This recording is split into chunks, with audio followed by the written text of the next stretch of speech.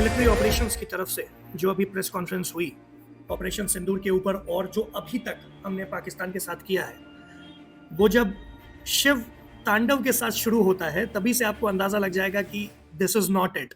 That's one. Two, धर्म पूछे थे ना बे, तुमको धर्म बताया जाएगा। This was very very clear in the start.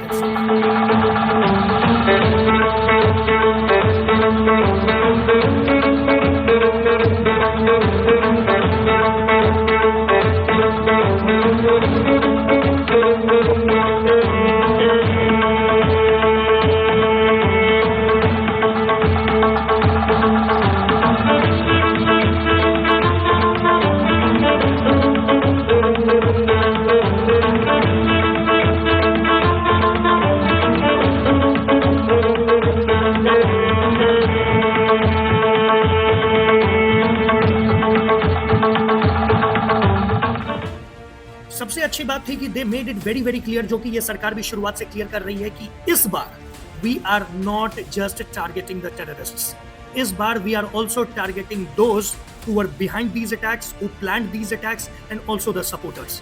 ये एक जो बात है वो चेंज इन स्टैंस है from all the things that we have done before. इससे पहले जब भी हमारे ऊपर हमला हुआ है तो जो हमारी तरफ से जवाबी कार्रवाई थी वो सिर्फ और सिर्फ टेररिस्ट इंफ्रास्ट्रक्चर्स के खिलाफ या टेररिस्ट्स को मारने के लिए किया गया, लेकिन अब we have hit them where it will pain the most। Movies में और बहुत सारी जगह पे हमने देखा है ना, सुना है ना कि we are US, United States do not negotiate with terrorists. एक उसी का, मैं कॉपी नहीं कहूंगा क्योंकि सबका अपना अपना तरीका होता है, उसी का हमारा वर्जन जो है वो है इनटॉलरेंस टू द टेरर। हम कुछ नहीं करेंगे, लेकिन अगर छेड़ोगे तो छोड़ेंगे नहीं वाला जो स्टैंड है हमारा, ये बहुत ज्यादा जरूरी था और हमें ये स्टैंड बहुत पहले से लेकर रखना चाहिए था। जब तक हम सामने वाले को ये फील नहीं करा देंगे कि तुम्हारी कोई औकात नहीं है अगर हम अपने पर आ गए तो, तब तक वो आपको इसी तरीके से परेशान करता रहेगा, आपके लोगों को मारता रहेगा। इस अटैक के सबसे शुरुआत में सिर्फ और सिर्फ international terrorist launch pads which was present in Pakistan, उसको टारगेट किया गया। मुरीदके में जब हमने लश्कर तैयबा का जो मेन जगह था, जिसके नाम जो है वो कुछ मस्जिद के नाम पे उन्होंने रख रखा था, उसको जब हमने फोड़ा है, उस समय से जो है हमें समझ में आ गया था this was going to escalate. अच्छा, फिर आप देखेंगे उसके वेरी नेक्स्ट डे दिन में इन लोगों ने क्या किया है कि आर्मी फटीक्स में वहां पर जाकर उन टेररिस्ट्स को जो इस कैंप्स में थे, जो मारे गए थे, उनके लिए फातिहा पढ़ा गया है। अब इससे आप खुद अंदाजा लगा सकते हैं कि पाकिस्तान आर्मी प्रोफेशनल नहीं है, ये तो बहुत पहले से हमें मालूम है, लेकिन आप इससे अंदाजा लगा सकते हैं कि वहां पर टेररिस्ट और आर्मी के बीच में कोई खासा फर्क भी नहीं है। के बाद जवाबी कार्रवाई में तो हमने देखा ही 6 और 7 तारीख को इंडिया को सैचुरेट करने की कोशिश की पाकिस्तान ने यूएवी और ड्रोन्स के द्वारा। उसमें बहुत सारे ड्रोन्स में कोई म्यूनिशंस नहीं थे क्योंकि इनके पास है नहीं। ये भिखमंगे खुद भीख मांग मांग कर पैसा खाने के लिए दूसरे से ला रहे हैं, तो आपको लगता है कि वो बंदूक और गोलियां खरीदने के लिए पैसे होंगे, नहीं है। लेकिन जो उम्मा है जिसमें आपका ये तुर्की आ जाता है, अभी आपने सीज फायर के बाद देखा होगा अजरबैजान थैंक यू बोल रहा है दोनों को, इन दोनों से आप अंदाजा लगा सकते हैं कि किस तरीके से मदद मिली होगी। और इनडायरेक्टली ईरान से भी, ईरान से तो तेल स्मगल होता ही है पाकिस्तान में, ये कोई नई बात नहीं और ये पब्लिक डोमेन में है। और इसी तरीके से पाकिस्तान किसी भी तरीके से चल रहा है, जिंदा है। खैर, इलाज तो उनका भी हो गया, उनको भी अपनी औकात का अंदाजा लग गया कि no matter what you make, अगर मैन बिहाइंड द मशीन ही छूट गया तो फिर कुछ नहीं किया जा सकता है, फिर आपका नुकसान निश्चित है। इससे महाभारत का एक प्रसंग मुझे याद आता है, जब कृष्ण भगवान ने एक तरफ अपनी आर्मी और दूसरी तरफ खुद को रखा था और सबसे पहले कौरवों के राजा को यह ऑप्शन दिया कि तुम इन दोनों में से क्या चुनना चाहोगे। एक तरफ मैं हूं वासुदेव और दूसरी तरफ मेरी सेना है नारायणी सेना, इन दोनों में से क्या चुनना चाहोगे। बिना सोचे समझे दुर्योधन कहता है कि मुझे सेना दे दीजिए, मैं आपको लेकर क्या करूंगा। और फिर वो इतिहास आप भी जानते हो और मैं भी जानता हूं कि किस तरीके से सिर्फ और सिर्फ गीता के उपदेश में इतना ज्ञान दे दिया कृष्ण भगवान ने कि वो तब से लेके आज तक और आगे भी हजारों लाखों साल तक एप्लीकेबल रहेगा। This matters. अगर मशीन से काम हो गया होता तो फिर रशिया अभी तक यूक्रेन वॉर जीत चुका होता। अंदाजा लगा कि आप खुद समझिए। बहावलपुर और मुरीद के जो एयरफोर्स को मिला था टारगेट अटैक्स के लिए, उसमें precision air to surface guided munitions का इस्तेमाल किया गया ताकि जान माल का हमारे कम से कम नुकसान ना हो और मैक्सिमम डैमेज पाकिस्तान और वहां पर पलने वाले टेररिस्ट सुअरों का किया जा सके। The planning phase that India does, उसमें जो समय लगता है, उसमें जो हमें लगने लगता है कि यार थोड़ा जल्दी करते ना, लेट हो रहा है, गुस्सा जो बढ़ता गया इस देश में। अब when you look back and you join the dots, तो you understand कि ये तैयारी क्यों जरूरी है, प्रिसीजन क्यों जरूरी है। हमारे मल्टीपल बेसिस पर अटैक हुए। यहाँ पे मैं रिपोर्ट में देख पा रहा हूँ कि हमारा जो इंडियन एयरफोर्स के बेस थे जम्मू में, उधमपुर में, पठानकोट में, अमृतसर में, बठिंडा में, तुल्हासी में, जैसलमेर में, अटारी में, नलिया में, उन सब पर अटैक हुआ। लेकिन thanks to the air defence system we have, and let me tell you, ये आप सबके लिए मैं बता रहा हूं, it's not just S-400. S-400 is just an icing on the top. हमारे जो खुद के इंडिजीनियस एयर डिफेंसेस हैं, जिसमें एक प्रोमिनेंट नाम आकाश तीर है, दे हैव वर्कड वंडर्स। वो जिस तरीके से उन लोगों ने काम किया है, ओ भाई साहब, मजा आ गया सारे के सारे फुटेज देख के। 7 तारीख और 8 तारीख की रात को जिस तरीके से हमने मिलिट्री इंस्टॉलेशंस में, हमने उनके रडार्स को और जो एयर डिफेंस सिस्टम था उसको हमने जिस तरीके से डिसेबल किया, तभी से मुझे लगने लग गया था कि अब जब हम मारेंगे तो रोकने वाला कोई नहीं होगा। पाकिस्तान की एयरफोर्स किस लायक है ये आप और हम सभी जानते हैं, लेकिन हमने जिस तरीके से पाकिस्तान के एयर डिफेंस को क्षति पहुंचाने के बाद एक्शंस लिए हैं, वो काबिले तारीफ है, मजेदार है। और ये जरूर कहना चाहूंगा कि ठीक है, ऑफ कोर्स कैजुअलिटीज होती हैं, हमारी तरफ से भी बहुत शहादतें हुई हैं और उन सभी को मेरी तरफ से दिल से नमन है। हमारे देश के पास बहुत खून है बहाने को। ये खत्म करने वाले आक्रांता बहुत सालों से, बहुत हजारों लाखों सालों से आते रहे हैं, लेकिन भारत हमेशा भारत ही रहा, कभी नहीं बदला। वो इसी जज्बे के कारण है, क्योंकि हम सिर्फ बोलते नहीं हैं, हमारे पास वो जज्बा है, indifferent to what Pakistan has। सबसे अच्छी बात है कि इन सारे स्ट्राइक्स के सैचुरेशन पॉइंट पे पहुंचने के बाद भी हमारे ग्राउंड पे कोई डैमेज नहीं हुआ। They were not able to hit any of the bases because of the systems that are deployed in the country।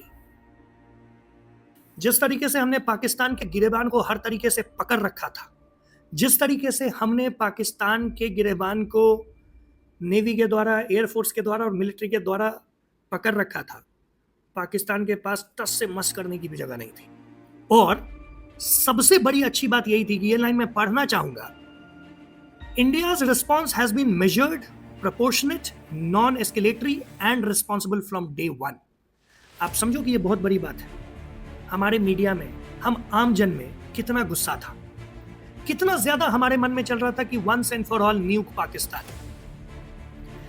इतने गुस्से के बावजूद जो हमारी फोर्स है वो कितने प्रोफेशनल तरीके से और जो उन्हें कहा जा रहा है उस हिसाब से उन्होंने प्रोपोर्शनेट, मेजर्ड और सबसे इंपॉर्टेंट वर्ड जो है वो है नॉन एस्केलेटरी बनाए रखा पूरे के पूरे लड़ाई को। ये बहुत ज्यादा आपके और मेरे लिए इंपॉर्टेंट है। हम 4th लार्जेस्ट इकोनॉमी बनने वाले हैं, बन चुके हैं, सरपास कर चुके हैं जापान को। बस एक ऑफिशियल कंफर्मेशन होना जरूरी है सरकार की तरफ से। लेकिन आपको और हमें यह समझना पड़ेगा कि हम इस पाकिस्तान के कारण, जिसके पास खोने को कुछ भी नहीं है, हम अपने आप को बर्बाद नहीं कर सकते। And that is the reason, ठंड रखते हुए हमने ये सारे के सारे इनिशिएशंस लिए। हमने पाकिस्तान को एक रिस्पॉन्सिबल तरीके से सिंक्रोनाइज्ड मैनर में मारा, उसे उसकी औकात दिखाई, बार बार उसे हमने इस वॉर में ह्यूमिलिएट किया कि मैं मारूंगा तो लगेगा और तू मारेगा तो एक बार भी नहीं लगेगा का कोई जवाब नहीं है। This is what a professional army can do. और यहीं से थोड़ी सी जियोपॉलिटिक्स गड़बड़ होती है, जहां पे बाकी लोग जो एडवर्सरीज हैं या सो कॉल्ड हमारे दोस्त भी हैं, उन्हें लगने लगता है कि अगर India one of the best army in the world emerge होकर बाहर आ जाती है तो it can impact there image, और उनके इमेज से ज्यादा उनके डिफेंस एक्सपोर्ट्स पर घात हो जाएगा। And that is the reason they had to come in between and stop us। नहीं तो एक बात तो मैं एकदम क्लियर हूं, जिस तरीके से प्राइम मिनिस्टर मोदी जी का वर्किंग का तरीका है, वो आदमी रुकता नहीं है, वो आदमी नहीं रुकता है। और वो तब तक नहीं रुकता है जब तक उसके मन की ना हो जाए। वैसे तो अभी तक हमने सीज फायर का कोई भी डॉक्यूमेंट साइन नहीं किया, बिकॉज इट्स ऑफिशियल थिंग, वो ट्विटर पे और कहीं पे डाल के नहीं किया जा सकता है। फिर भी हमने अपनी तरफ से किसी भी तरीके के एग्रेशन को रोक दिया। कल इंटेल रिपोर्ट्स ये भी थी कि बहुत सारे ड्रोन सेट, इनफैक्ट आज मैं जब रिकॉर्ड कर रहा हूँ, इट्स 11:21 एंड इट्स 11 तारीख, अभी 12 बजते ही 12 तारीख हो जाएगा। Drones have been sighted in different areas in JNK as well as in Rajasthan, लेकिन फिर भी हमारी तरफ से कोई रिटेलिएटरी मूव नहीं किया गया, बिकॉज देन अगेन, जैसा कि मैंने अभी जस्ट बोला, हम एक प्रोफेशनल आर्मी, एंड हमारे आर्मी का क्लियर रिस्पॉन्स ये है, and I am reading this, Pakistan Army has violated these arrangements within a couple of hours of cross-border and LOC filing. Drone intrusions भी हुए हैं early in the morning of 11th, यानी कि आज सुबह में. Another hotline message was sent on 11th May highlighting the violation and stating India's firm and clear intent to respond fiercely and punitively if repeated. तो hotline पे जो हमारी बात हो रही थी, हमने clearly कहा पाकिस्तान को कि हम पीछे नहीं हटेंगे if there is a ceasefire. हम मारेंगे, और अगर हम मारेंगे तो सुअर बना देंगे। क्लियर शब्दों में the forces have told Pakistan that any threat to sovereignty, territorial integrity and safety of citizens will be met with decisive force. अब आपको और हमें अंदाजा लगाना चाहिए कि हम क्या कर सकते थे, क्या किया है हमने, और क्या करेंगे पाकिस्तान के साथ। सो operation Sindoor is an ongoing operation, it's not yet over. We are in a wait and watch situation scenario. Let's see how Pakistan respond. And मुझे लगता है कि पाकिस्तान जिस तरीके का है, कुत्ते की दुम आज तक सीधी थोड़ी हुई है ना, कुत्ते की दुम सीधी हो सकती है ना सुअर की। तो फिर हम सुअर को सुअर की तरह काटेंगे, सुअर की चर्बी उस पर डालेंगे, और दो ही चीज़ की जा सकती है, या तो आग लगा देंगे या उसका अच्छा सा कुछ बना के खा लेंगे। तो पाकिस्तान, थोड़ा सा औकात में रहना सीखो यार, सीखो, नहीं तो कब इस फेस ऑफ अर्थ से गायब हो जाओगे पता भी नहीं चलेगा। एंड नॉट ओनली दिस, ये से नो टू वॉर बोलने वाले लोगों के लिए भी मेरे पास मैसेज है।